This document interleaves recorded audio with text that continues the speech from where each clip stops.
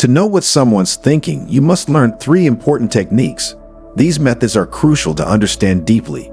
By mastering these methods, you can easily figure out and grasp what's on anyone's mind. Let me share a Buddhist story with you that will teach you how to read the minds of others. In a small village a long time ago, there were 2 brothers. The older brother was blind, so he spent most of his time at home. On the other hand, the younger brother worked as a farmer. Unfortunately, their farm was constantly being destroyed by animals in the fields. The younger brother was troubled by this problem, but eventually came up with a solution. He thought, why not ask my blind brother for help to scare away the animals in the fields? The plan was for the blind brother to sit in the field and shout if he heard any animal sounds. This way, their crops would be saved. The younger brother built a small hut in the field and placed the elder brother inside it. He explained the plan to him. Brother, if you hear any animal sounds, just shout, and the animals will run away. This will save our crops. The elder brother agreed, and they continued this practice for many days. One time, a deer ran through a field, breaking the fence, and a king pursuing the deer came to the same field. The king noticed the blind brother and asked him, "Have you seen a deer here?" The blind brother replied, "Your Majesty, I am blind. How can I see a deer? But I can tell you that the animal that left my field is not worth chasing. You are wasting your time." The king was astonished and questioned the blind brother on how he knew this. The king asked if the blind brother was lying since he claimed to be blind, but spoke about the worthiness of the deer. In response, the blind brother stated, "Your Majesty, the animal you believe to be a deer is actually a pregnant doe. I have never heard of a king hunting a pregnant doe, so I am telling you that she is not worth your pursuit."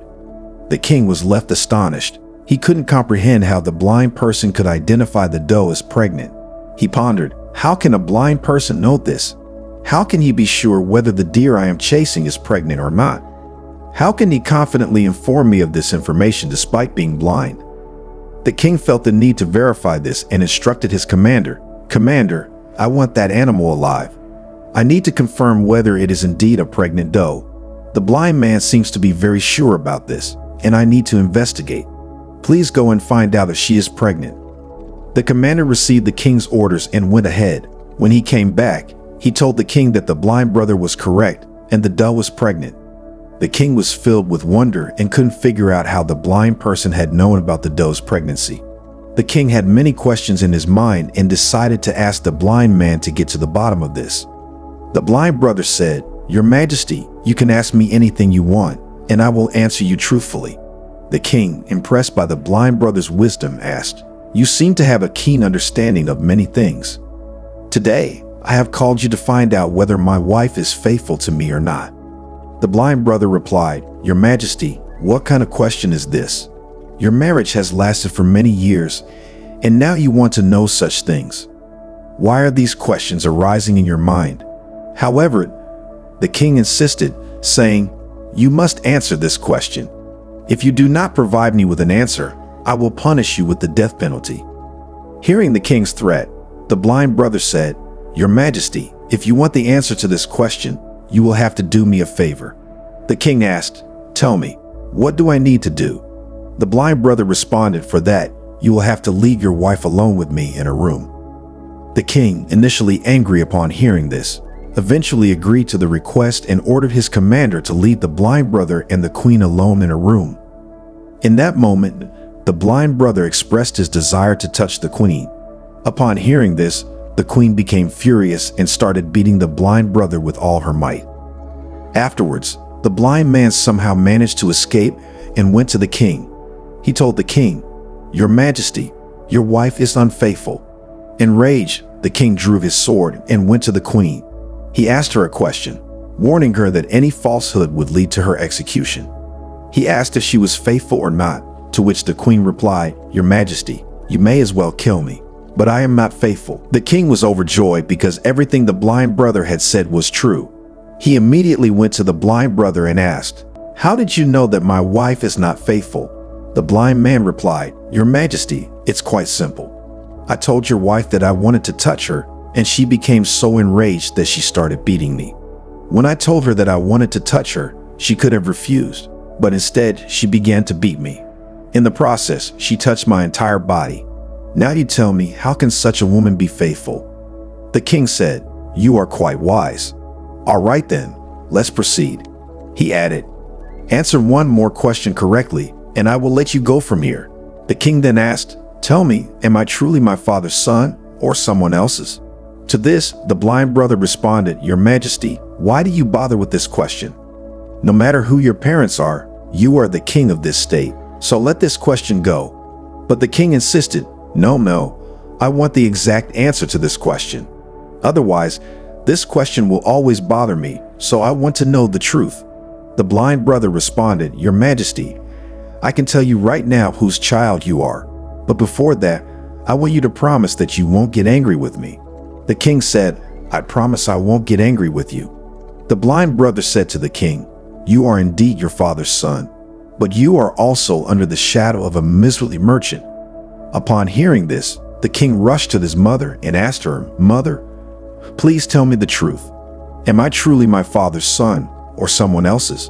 If you don't tell me the truth, I will give up my life." To this, the king's mother said, "Son, you are indeed your father's child, but you are also under the shadow of a miserly merchant." The king was delighted and immediately returned to the blind brother. He asked, "How did you know that the shadow of a miserly merchant was on me?" The blind man replied, "Your Majesty, you asked me many questions, and I gave you the correct answers to all of them. If you were any other king, I would have received many rewards by now, but you haven't given me a single penny so far. It was from this that I estimated that you are very stingy." The king burst into laughter and said, "Whatever you ask for, I will give it to you. But tell me, how do you know what is right and what is wrong? How can you provide such accurate and precise answers?" The blind brother said, "Your Majesty, I am blind by nature. If I had eyes, I could easily understand anyone's thoughts. The mind has its language, and this language can be seen in the actions of a person's body. By observing a person's eyes, lips, the way they work, and their activities, one can understand what is going on in their mind.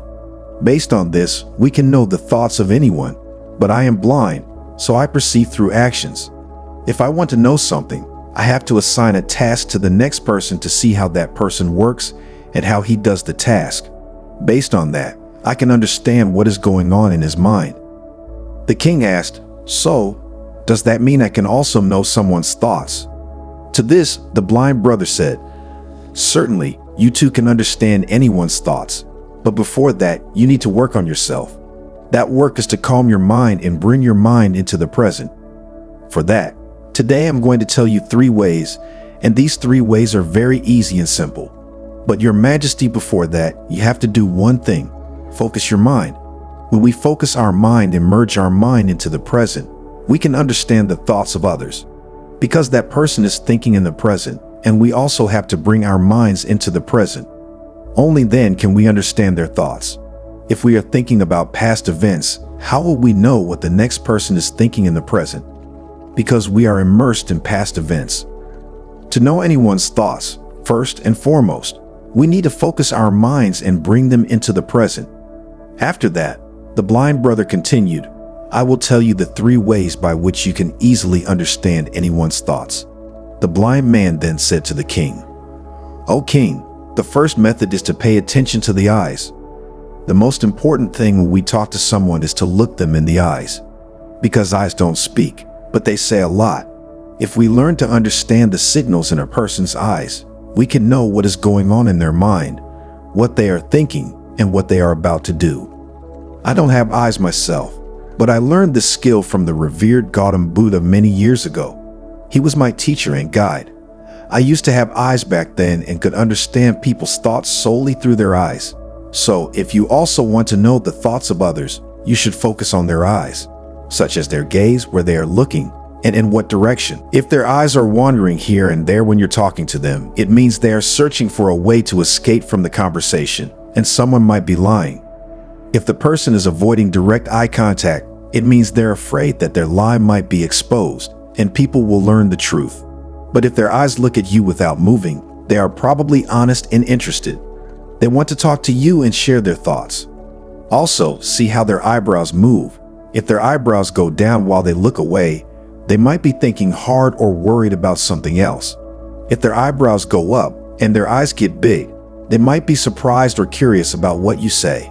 Also, see how big or small their pupils are. The pupils are the black part of the eye.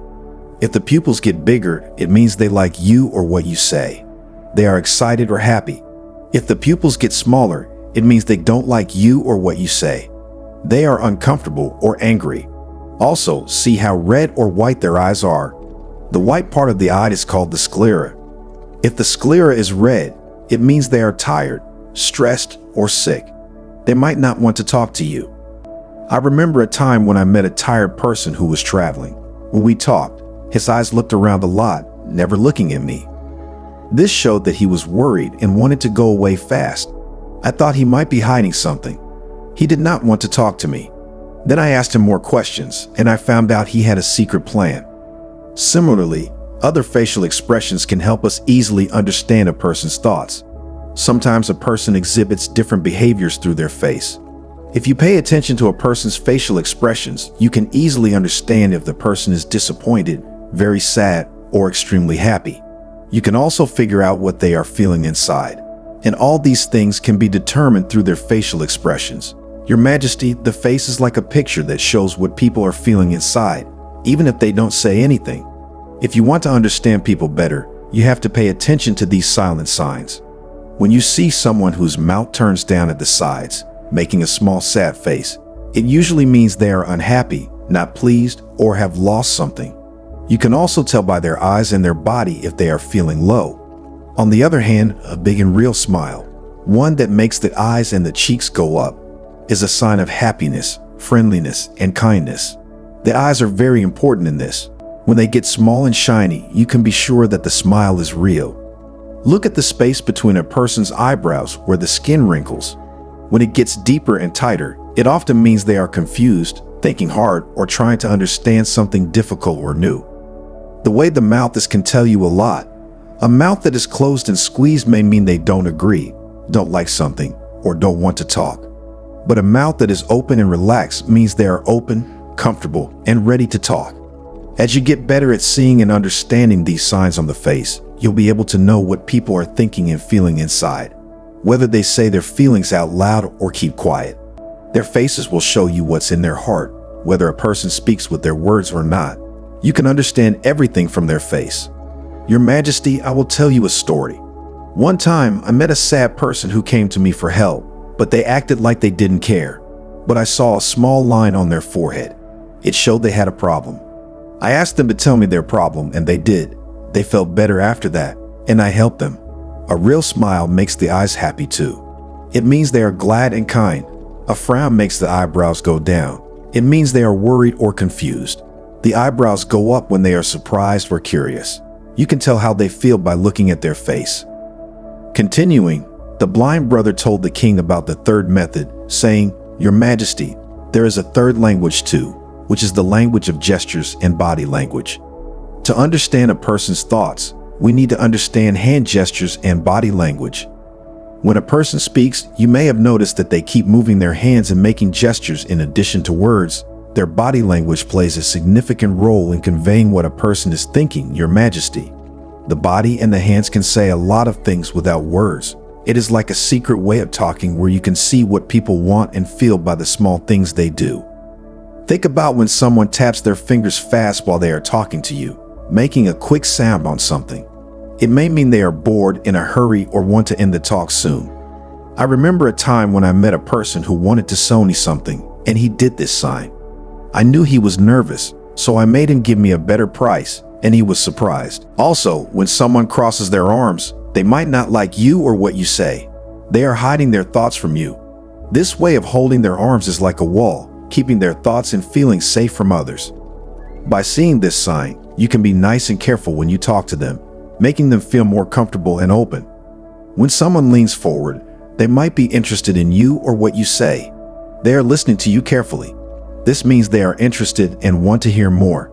This way of moving their body shows they want to listen, learn, and understand what you are saying. I once met a smart teacher who did this. He was very calm but leaned in with interest, showing he wanted to know more about the topic. Sometimes, people who touch their faces a lot when they talk to you can help you know what they are thinking. It often means they are worried, thinking hard, or have a big idea. These small touches show you what is going on in their mind and heart. To be good at understanding others by their body and hands, you have to be patient, watch carefully, and appreciate the things they don't say. These small but important signs, like a quiet book, show you the feelings and thoughts that are hidden inside them and let you connect with them better. If we pay attention to these 3 methods and understand them correctly, we can quickly know what's going on in a person's mind, how much attention they are giving to our words, and what's happening in their mind. However, before that, you have to focus your mind and bring it into the present. Only then can you pay attention to all these actions, understand them, and realize what's going on in the person's mind.